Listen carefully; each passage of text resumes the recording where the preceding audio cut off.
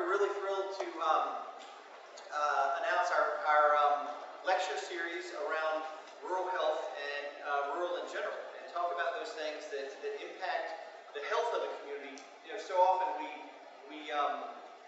we talk about healthcare, we talk about physical assets in rural communities. We talk about physicians and equipment and hospitals and EMS and access to those things, but we haven't historically talked too much about the other things that impact the health of a rural community, like access to housing and access to food and safe places to work and childcare and poverty. And poverty really impacts so much, I think, of what the life of a rural community struggles with, and some of those things that we need to get past in rural communities.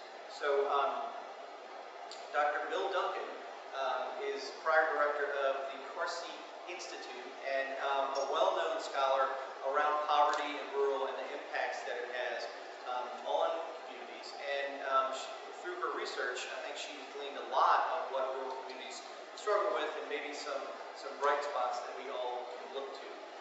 So we're thrilled to have her. This is going to be hopefully the first of a three-part series. It may be longer if we have enough interest, but really, again, thrilled that you're here. Dr. Probst is co-hosting these, as is the department and the school. So we're thrilled to have you here. And Dr. Probst, I'll turn to you. Right. This is, as Dr. Adams just mentioned, a collaborative venture between the Arnold School of Public Health, where I'm located, and the South Carolina office, the State Office of Rural Health, which Dr. Adams directs. We really do hope that we can bring some more attention to the underlying determinants of health in rural communities across South Carolina. And I'm sort of representing Dean Chandler and the department, and I direct the South Carolina Rural Health Research Center, which of course I have a sort of burning interest, which I realized was burning too sharply when I started lecturing my intense opponent last night. Did you know that 40% of the population? But moving on, but we are delighted to have Dr. Duncan, who has written this wonderful book that I'm sure is getting her lecture invitations everywhere, Worlds Apart. It discusses rural poverty, and it is the result of 2 visits to a number of rural communities, 20 years apart. So it has both a detailed look at what poverty and distinctions among classes of persons mean, and also how this plays out historically. And anything that she has to say is going to be wonderful and fascinating. So we will invite Dr. Duncan to the podium.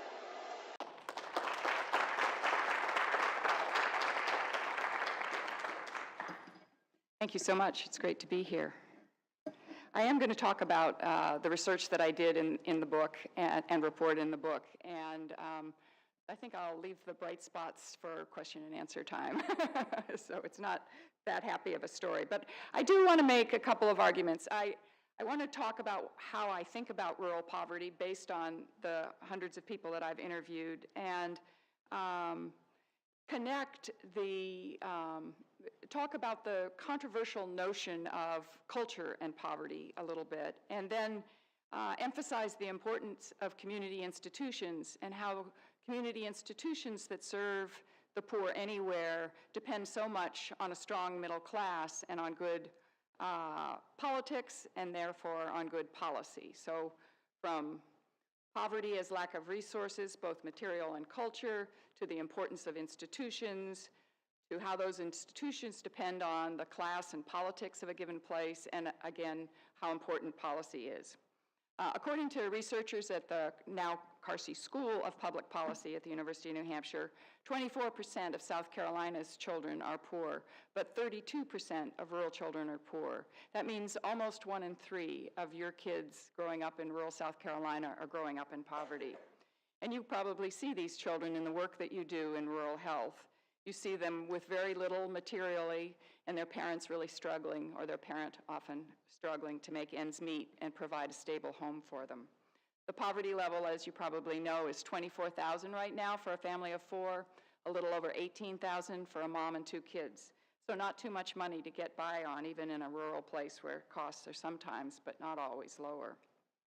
But beyond those dollars and what poor children have or don't have, in material resources. I think we need to think about their lives, the choices that they have, the barriers they face, and the opportunities that they do or don't have.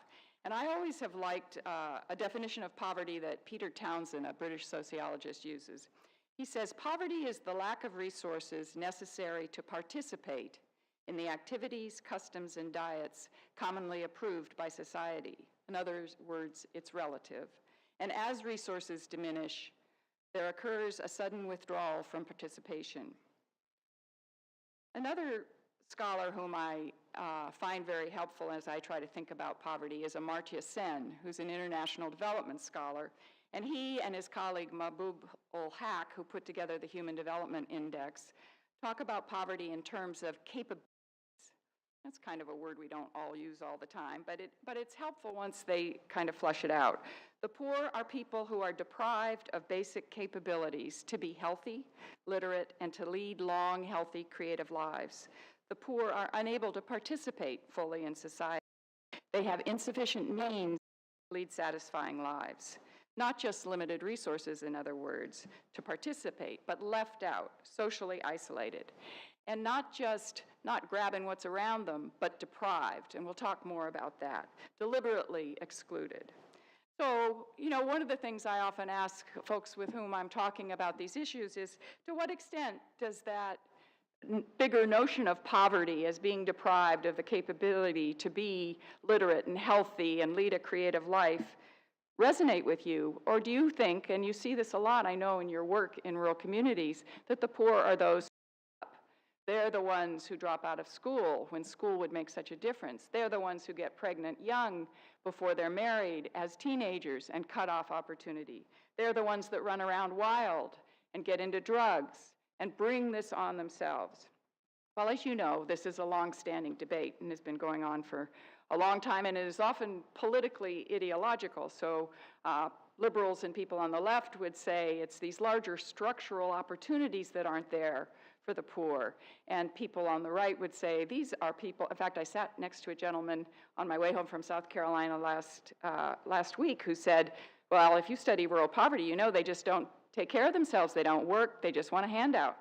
So there had been for many years a dichotomy, and as probably some of you know, when Daniel Moynihan was working for President Johnson, he noticed that things were starting to change. They called it the Moynihan scissors graph, just like Putnam talks about the scissor graphs and opportunity gap these days, and seeing black families start to change and more being female-headed, and he attributed this to the lack of jobs for black males, and he made a case for an employment program.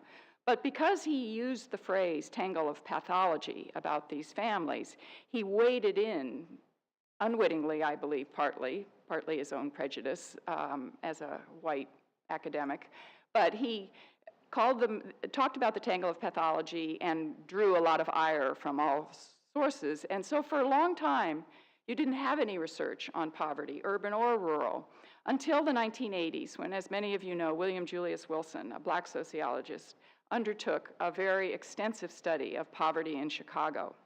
And Bill Wilson really wanted to look at the extent to which behavior, mistakes, personal responsibility was causing poverty, and larger opportunity was at the core, or lack of opportunity. And he identified, as I'm sure many of you know from reading his books, that the neighborhoods had changed, the black middle class had moved out in many cases, and you had this growing sort of segregation of the poor from the non-poor, and you no longer had the role models in the local institutions that had helped. So part of he could show you how what he calls cultural learning was tied to the racism that he also identified and the lack of opportunity and the way the communities had changed. So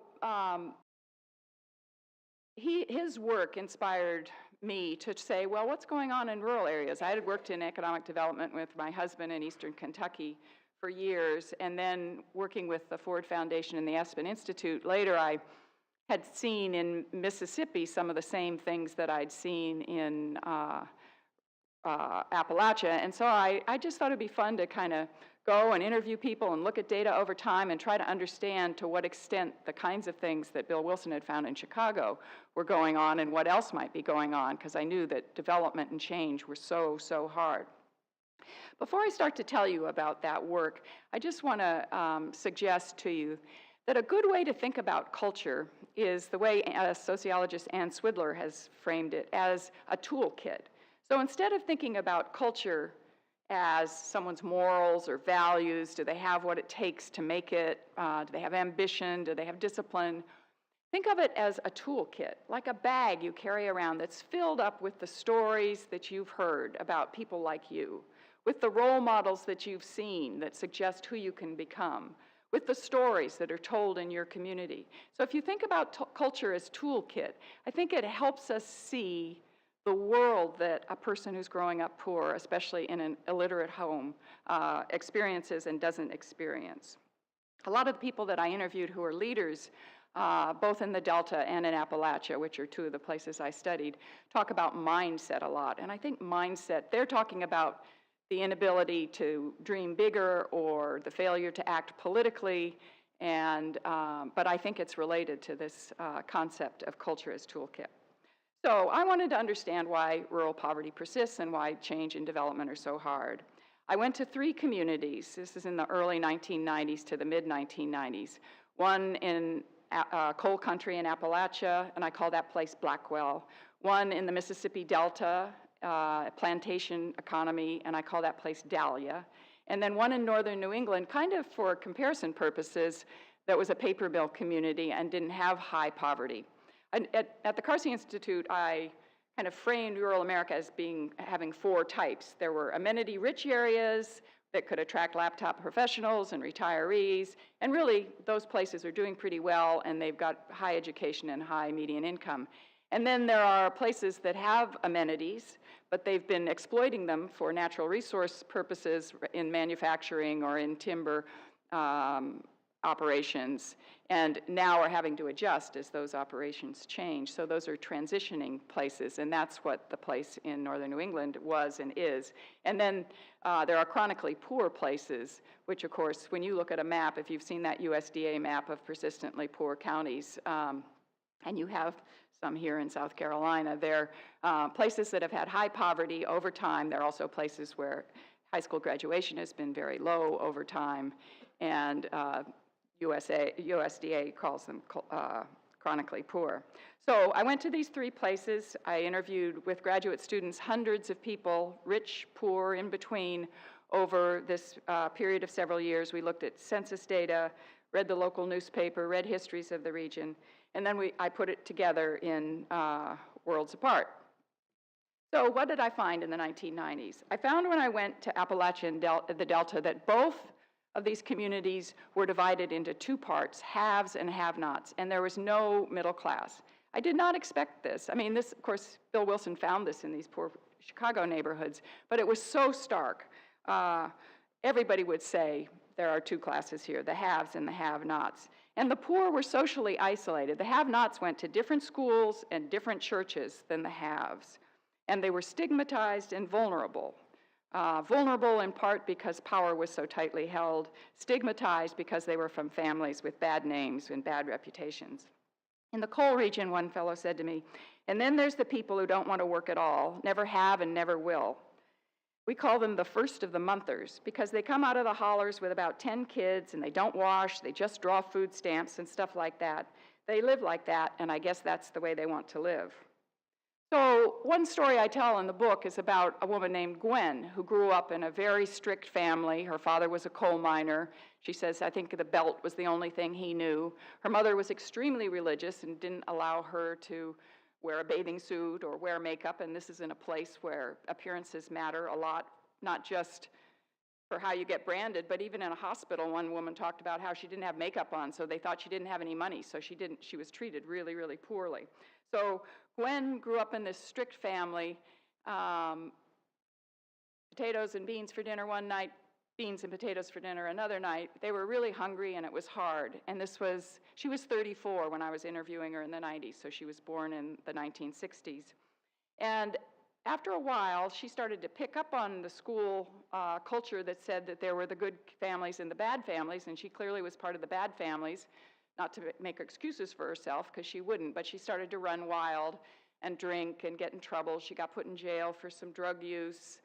She had a baby, and then eventually she had another baby, and she married the father whose job was to drive a skidder at a very young age.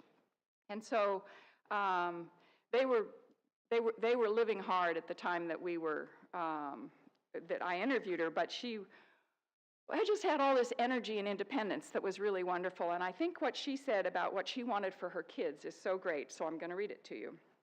I want them not to drop out, not to end up sitting on the porch all day. I want my girl not to marry and get pregnant too young, but to have a good family when she's ready. And then my boys, I don't want them to have children and go to work and barely be able to feed them or barely be able to put diapers on them and just have to scrounge like Billy and myself. My daughter, if she does marry, that's great, but I would like her to have her own job and a car of her own, know how to drive and not be totally dependent on a man.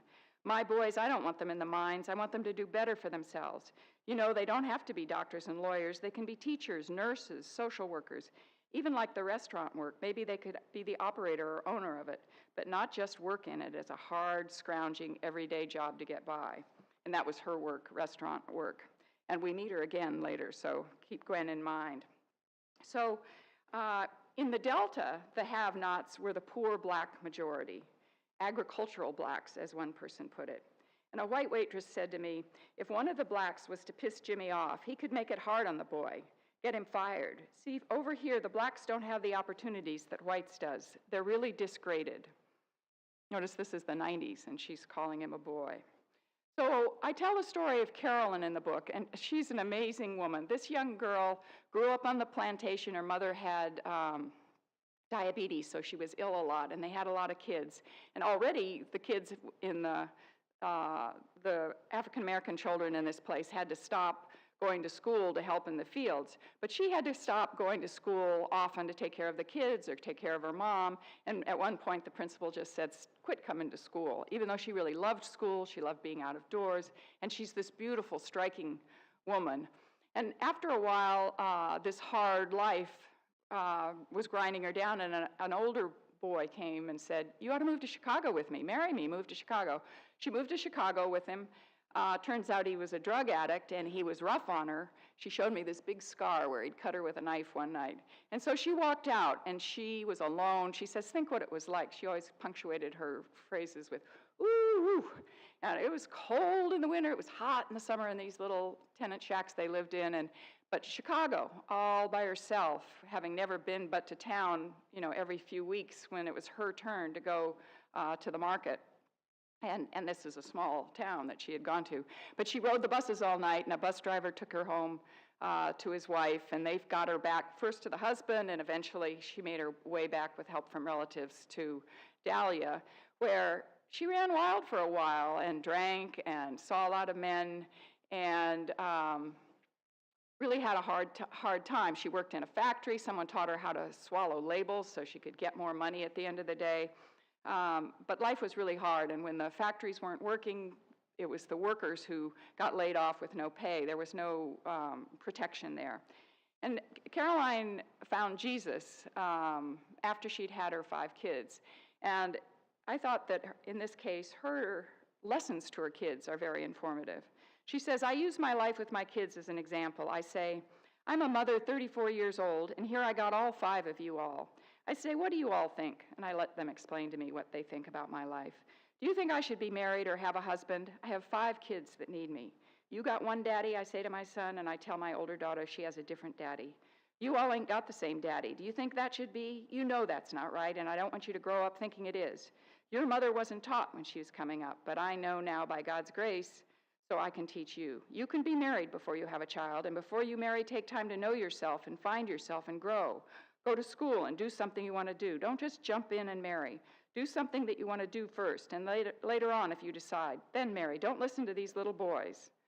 I was embarrassed at first, but I figured if I didn't tell them, who would? So Caroline is struggling at the time that I interview her, trying to keep her household together. She'd bought some encyclopedias, and now she couldn't pay on them because there were layoffs at the blue jean factory. She also cleaned houses, and she got a little bit of assistance. But she was really struggling, and it was a place where she was well aware of the community dynamics all around her, as was Gwen. Because, well, I'll get back to that. So, at the time that we were there, 35% of the people in the Appalachian community were poor, and 50% were poor in the plantation community, 80% of blacks.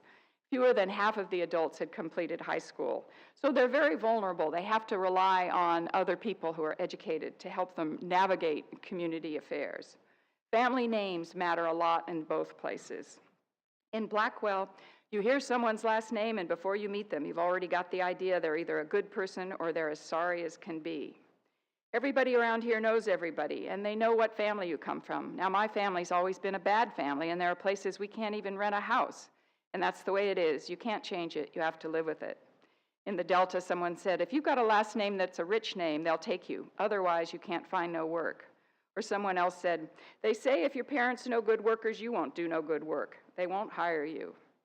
In Appalachia, one gal said, they make their picks on the ones that's got the most money. The teacher treats them with respect, like a human being. And she went on to describe how her brother and she were paddled all the time. So this is the environment that's forming the cultural toolkit of the have-nots in these places. Furthermore, everyone could name the few families in each place who ran things. It was the powerful local coal operators and merchants in Appalachia and the big plantation owners in the Delta. They would block new businesses because they didn't want their own control diluted, and they would blackball or punish those who challenged them. Someone said, you don't want to make enemies, especially if you don't have importance. If they blackball you, you'll never flip a hamburger around here. These farmers will cut you out, someone said in the Delta. They will run you out of town. Another person said, a person has to fall in line. So in this kind of environment of two classes and a few families running things, there's a lot of political corruption as well. There's patronage, jobs are rewarded according to how you vote, vote buying uneducated people, vote as they're told or as they're paid, and change agents are punished. There was one great guy whom I've stayed in touch with in the Delta who had been a welfare worker and ran against the white supervisor. The county board of supervisors are very powerful. As you know, working in rural areas, these local elected officials are very powerful. And when he lost, he wanted to go get his job back, and the welfare director, who really respected what a great caseworker he was, said, I'm sorry, you know I can't hire you back because they'll just cut our funds. And so the retribution isn't just to the individual, but can spill out institutionally as well as throughout the family. So when you have this kind of corruption, you have broken institutions. So in both places, the schools were chaotic, often violent. In Dahlia, they describe cuttings that start in the bathroom and spill out onto the floor. In Appalachia, they talk about people just coming in and sitting for a while and leaving, or a teacher having them play baseball all the time. It wasn't that long ago that in Appalachia you had to buy your books, so that would have a huge impact on the have-nots. And so meanwhile, the professionals in Blackwell, the coal place, send their children to the independent school in the county seat. So it's a public school, but it's run well and has for decades had really high college attendance from the graduates. And in Dahlia, the Delta place, the whites sent their kids to the white academy, of course. Some of the middle class blacks sent their kids to a Catholic school in a nearby county, because the schools were really, and are still, a mess. The churches are segregated by class as well, so the haves attend the Presbyterian or the Baptist church, and the have-nots go to these small churches that often have itinerant preachers. And the churches, in all cases, are focused on saving souls and on the congregation, but not on improving community welfare. So life was family-based and church-based and segregated by class, and in the Delta by race as well. And these divisions and the local power structure that emerged were forged in economic relationships from many decades before. Coal operators and planters controlled all social institutions and every aspect of their workers' lives in the early days. They controlled access to credit. There were company stores in the coal communities, and there were plantation stores in the plantation community. Housing was retained as rental housing, so if someone challenged something, they could be kicked out of their home. And the schools, as you've seen, were a mess and controlled in the early days by the operators and the plantation bossmen. Now, a development expert that I admire, Albert Hirschman, has talked about 3 choices that people have if you're a have-not in a world like this: exit, loyalty, and voice. Exit means that you can leave, and as we know, many, many people leave. Loyalty is going along with the status quo, falling in line, as that one black organizer told me. And voice is speaking up for change, which is risky, as we've seen, not just for the individual, but for the family, and not just because you might be blackballed, but other bad things could happen to people in your family. So now let's turn to the more economically diverse, more prosperous paper mill community in northern New England.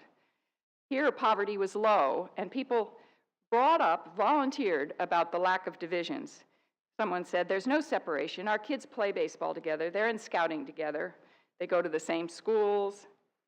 And you can picture how the toolkit then is going to be different. I described the story of a woman, Deborah, who came from a bad family, like many of the ones that I had encountered in Appalachia and the Delta. Both of her parents were alcoholics. Her dad sunk into depression after a paper mill accident. And she ran wild and got in trouble and got pregnant early. And her mom insisted that she keep the child, although the mother of the father of the child wanted her to have an abortion. But eventually, Deborah does pull her life together, and she ends up marrying a classmate who is from a storekeeper's family.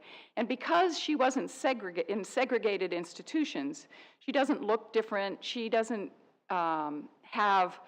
she isn't discouraged the way those in Appalachia were. One woman in Appalachia said, I just get so disheartened, I just tell myself to stop dreaming.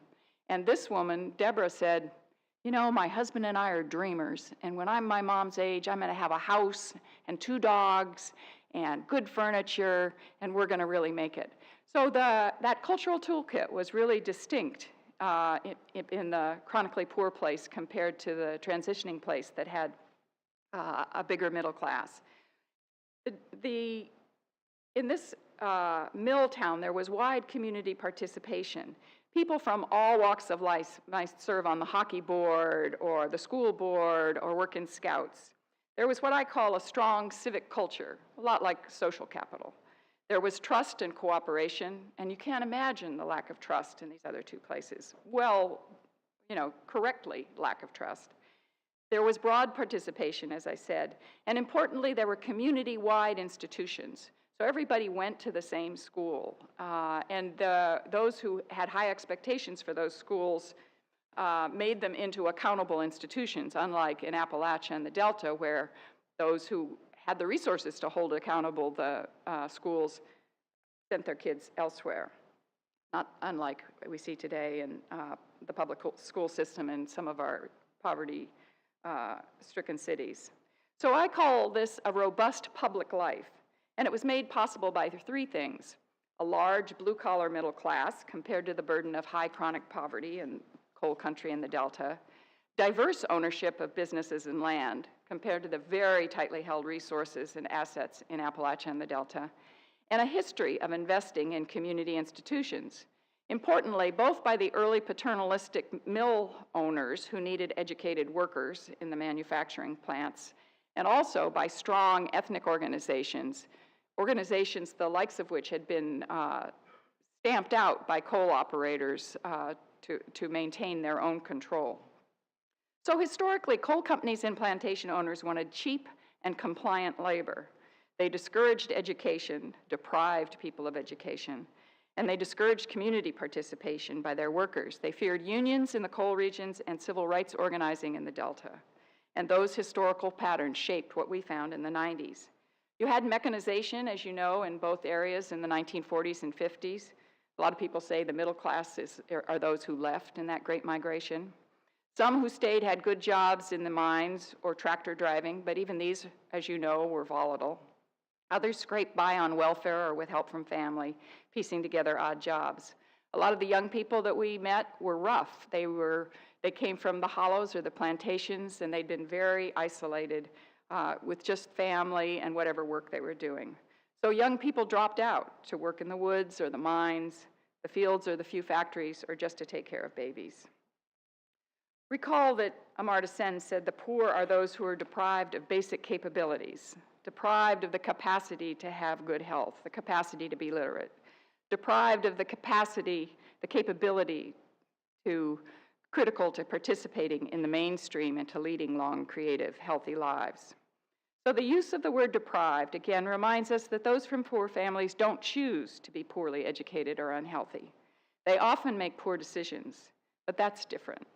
Remember Gwen and Caroline. They made bad decisions, but they didn't have any, as Robert Putnam likes to say, airbags to protect them and give them that second chance, whereas Deborah did, and it was a community that helped Deborah, not her own family, because her family didn't have those resources.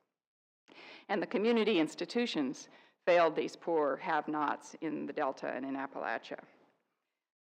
There's a philosopher who, like Amartya Sen, talks about capabilities, Martha Nussbaum, and she argues we should think about how people can flourish and what they are capable of.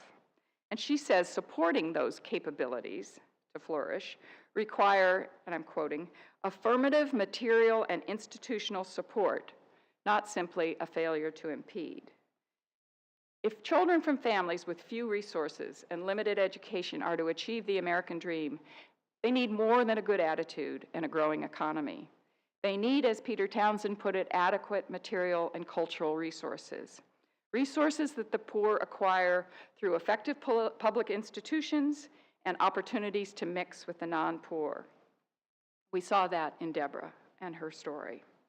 Important new work by Raj Chetty and his colleagues at Harvard and Berkeley has shown in a massive undertaking of data analysis that those who experience mobility in America today are those who are living in places where the middle class is larger and where policies are more progressive.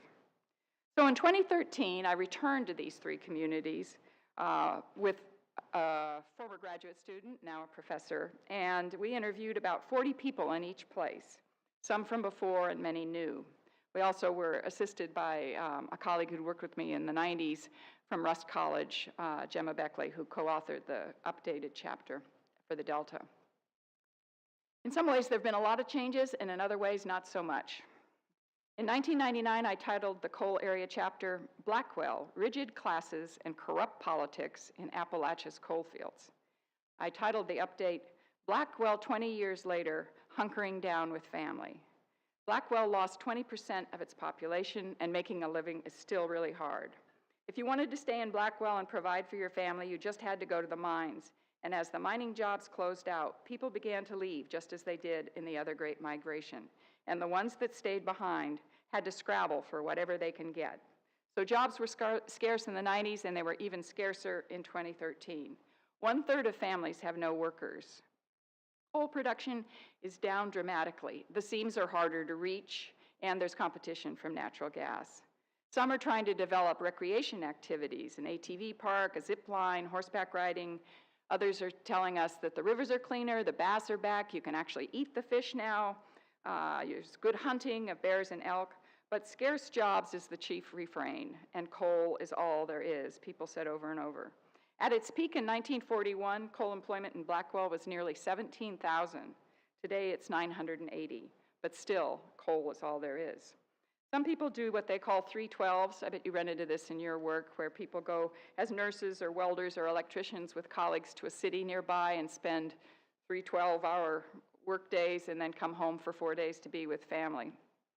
With welfare reform in the mid-90s, TANF has time restrictions, so you don't see these big rooms of people applying for welfare like you did in the AFTC days. But still, there was a lot of criticism for the poor for their failure to work, for relying on disability and food stamps and Medicaid. At the time we returned, there were 8,800 workers, 8,800 workers, and 3,000 people receiving SSI. Now, partly that's because you can be there if you receive SSI, but it also indicates real dependency. Besides the job decline and the outmigration, the other big change was painkiller addiction. It had just flooded through this community and had hit everybody, haves and have-nots. One teacher said that when he asks if anybody knows, how many people know someone who's struggling with pain addiction, every single hand goes up in the room. One guy said, I had drugs take everything I ever loved in my whole life away from me, my home, my truck, my bass boat, my four-wheeler, my guns, everything. And now I'm a convicted felon. I cannot own a gun no more. I destroyed my family's name. I can't get a job nowhere. The same families are running things, although it's somewhat the next generation, but they're still advancing their own interest. Even in 2013, someone said, there's a lot of politics. If someone does not like you, you cannot get ahead and you have to leave. It's the same families, just a different generation. The county seat schools still serve the professionals. The county schools are a little bit better. They've consolidated and graduation rates are up. And the regional community college, I'm sure you see this in the communities you work in, is an important anchor institution. And there's a strong arts and culture program there. But my friends who want to have more hope and who are working in this criticize me for being so down, Debbie Downer, but I really don't see much hope. I think that jobs are so hard to come by, and there's so much scratching and scrabbling for those who are there, and the failed civic leadership is pervasive. Those who stay are hunkering down with family, and some are trapped by poverty or drug addiction, and they need their parents or their grandparents to put food on the table, or provide a house or a trailer, or take care of their children. Others find a way to stay near family, piecing together part-time work, food stamps or SNAP, housing on family land. One gal said, I guess I got used to being here with his family and mine, and I would feel out of place if I moved. I'd rather be here. Another person said, a lot of people really just stay here because all their family is here. I mean, you're just surrounded by them. It's a family-oriented place. So they're hunkering down with family. The original Delta chapter was racial segregation and planter control in the Mississippi Delta. The update is 20 years later, new jobs and new politics. So you have this same flat agricultural landscape. In fact, the farmers, since we were there before, had collected almost $200 million in farm subsidies. But since the 1990s, the mid-1990s, you've seen casinos come to this place. So once Dahlia had the highest poverty rate in the country, and now it has more jobs than adults. Employment doubled. 64% of men and 54% of women over 16 are employed, compared to 44 and 36 in coal country. Population grew by 30%, and half that growth is that important group of 20 and 30-somethings who are the life source of any community. For 15 years, they've had $40 million a year in revenue come in from the casinos, which they've put into roads and infrastructure, paying public sector workers, and doing away with local taxes. Poverty dropped from 50% to 26%, still pretty high, but a big improvement. And at first, the casinos hired widely, dealers and bartenders, but also housekeepers and dishwashers. But as our friends from the 90s described to us, they had a hard time keeping those jobs. As one said, you have people who had only worked in the catfish industry, or at the compress doing seasonal work, or in agriculture doing flat-out farm labor. How is it possible for those people to get into the casino industry and maintain their job without any training? There was no way our people could be successful. Black leaders deplored the missed opportunity to build the life skills and work habits of those potential workers, people who lacked the basic know-how of how to hold a job. Think again, cultural toolkit. These are people who showed up for work, and in the fields, and it didn't matter if you didn't show up the next day. So the revenue was invested first by whites, and later by, there was a political revolution, as my title implies. But it was invested in a regional airport, a museum, a huge arena to host events, new roads out to the big farms, big new county administration building, a big new jail. And as in Blackwell, there were police cars everywhere. We saw we've had this crazy period of police shootings, and we're now beginning to discuss those police cars, but we were seeing them there in these tiny rural places several years ago. So black leaders really deplored the lack of cooperation between blacks and whites in this era of relative prosperity. We could have had one of the best high schools, the best hospitals, but they just won't do it with us. Black neighborhoods are still bad. They look almost the same as they did 20 years ago. But there was this big political change, partly because the casinos diluted the power of the boss men. And I think the boss men who supported the casinos coming in actually expected African Americans to leave and the place to become a white majority place that would attract retirees and people interested in the businesses around the casinos. But the new black politicians were supported by other black elected leaders in the state. They worked through the churches and they registered new voters. They kind of built on both the lessons of and the momentum from the Obama administration's campaign in the black community. The farmers still have huge assets, although the next generation is running them, but the African Americans now are engaged successfully in the public sector. There's white flight, there's little more integration, more African Americans at the local diner, more black families living in white neighborhoods. But still, a guy at the recreation center said, an African American, we don't really see whites that much. In the 90s, both blacks and whites really worried about young people in Dahlia. And there was a group of amazingly brave African American, mostly men, who mentored and helped young people who were really kind of running wild. And I think many of those mentored people were the ones who were able to keep the jobs in the casinos. There's this big recreation center, which is like a dream come true for those organizers who were used to have to fight to get a basketball court kept open. But again, it's like the casinos. It's a great opportunity for those who can take care of it. If a kid is in a family where the grandma or the mom goes to the local church and hears about programs or can find the fees, then they can get them there. But as one worker said, if a mother is working and she got 4 kids, she can't participate. You got to transport those kids. You got to keep them out of trouble. For children, you really have to go and get them. So then in the winter of 2013, the casino started to face a serious downturn. The competition from other states' casinos and revenue has been down 30% in recent years. They've laid people off, and unemployment in both Dahlia and Blackwell at the time we visited was 20%. The high school in Dahlia, it has over 85% still qualifying for free or reduced lunch, and only half the kids are graduating. So when things were run by and for the white planters, black workers were excluded and schools failed black children, and they still do. So the legacy of this lack of investment from before still plagues this place. You have wonderful new leadership, but really up against big odds. In Gray Mountain, the mill town, the first time around, it was called Gray Mountain, Equality and Civic Involvement in Northern New England. The update chapter is called Gray Mountain 20 Years Later, Holding On to a Blue-Collar Community. So after a series of owners and shutdowns and reopenings, the big paper and pulp mill closed permanently in the mid-2000s, and the owners demolished the site to not have any potential for competition of other plants they had in nearby states. But they were persuaded to leave one valuable boiler, and that boiler became the subject of an intense community debate about where the community should go. Some wanted to gentrify and build up the river. Mind you, it's contaminated site, so that would have been a struggle all by itself. But they wanted to develop a hotel and make the community college a 4-year college and in effect go that path of development. But others wanted to build a biomass plant right in the middle of town using this boiler.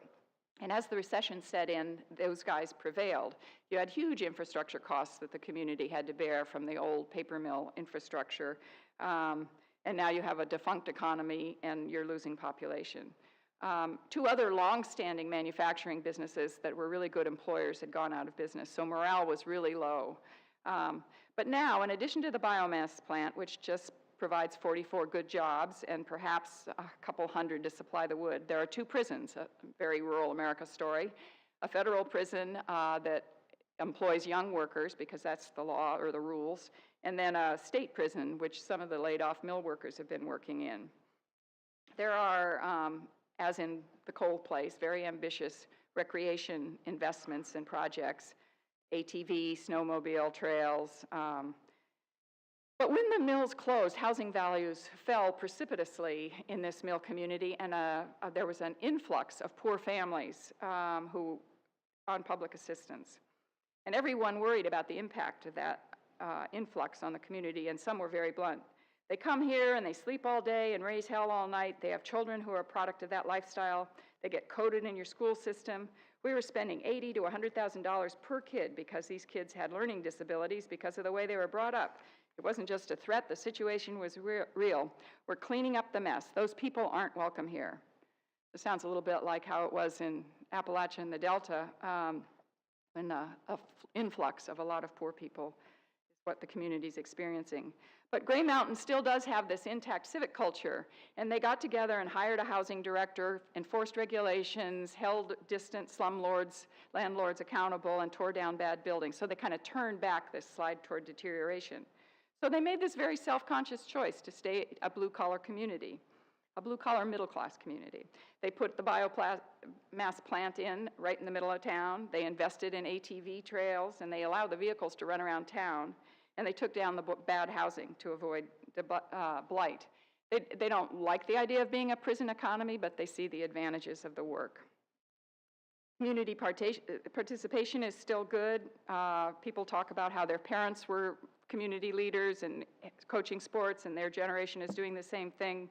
And even though people had complained a lot about these children and the burden they were placing on the police and the schools, the children have been wrapped into support services. And one lady said, we sit around and you say, what services are being offered? Where are the gaps? So no matter what door you enter, there's no wrong door in Gray Mountain. So it's not idyllic, but they're adjusting to a transition. So I would, in conclusion, say that Blackwell's future looks pretty dim. The weight of poverty and the lack of jobs, the failure of civic leadership to emerge continues to take it down a hole of desperation. Dahlia, however, has some new economic opportunity, and they've seen the old power structure loosens its grip a little bit, and there's more cooperation and collaboration within the Black community, but the casinos are down. There's this legacy of disinvestment is so pervasive and so hard to overcome. Gray Mountain, with only 12% in poverty and with its civic culture mostly intact, is making a transition to a new, stable but much less vibrant economy. So in the 90s, when I wrote my conclusion, I argued that what we need to do is invest in public schools and make schools work. Because everybody that I'd met who'd escaped poverty had done it through education and because someone pushed them to get a good education. A lot of people thought I was calling for No Child Left Behind, which is not the case, I might add. But I still believe that investing in people, not places, is what we have to do. And I think this new research on the powerful impact on young children's brains of sensible early investment is so powerful and really might once and for all offer some kind of a pathway to start to address these really pervasive and awful problems that we've been talking about this morning. I think we need to invest now in poor children everywhere through early childhood interventions, including home visiting. I know you guys are working on home visiting, investments in quality childcare and preschool. But we also need to invest in their family stability, living wages, parenting help through this home visiting, access to mental health and substance abuse programs. My friend Greg Duncan, no relation, has done a wonderful study that showed that when you provide just a little bit more income to a family, it preserves the relationship between the parents. If the kids do statistically significantly better in school, have fewer behavior problems. And he's now doing a very interesting study where he and his neuroscience colleagues, he's a social scientist, are taking newborns and putting the groups into a test and a control situation, and they're just giving them different amounts of money for a bunch of years. And they expect not only for the kids to do better, like they did in his other study, but for their brains to actually show stronger development because of that bit of money. You know, in other advanced nations, you have very little poverty, and it's because this kind of investment and support for poor children and their families is the way people go about, the way the policy works. They don't rely on personal responsibility and family responsibility. There's public support for the common good and the shared future through good policies and strong institutions. So I think that building a future for those who have clearly been deprived of the resources that they need to lead full lives requires public investment, both in kids and their families. We need to start in very early childhood, and we need to support and stabilize those families they're growing up in. I also think mentoring has been shown to be very important for young people, and we saw that in Dahlia. But I think if we just do those two things, not that it's just, it's a lot, that we can begin to break this cycle. And I find my colleagues who work on urban poverty have come to the same conclusion. So thank you. I didn't leave as much time for questions as I had.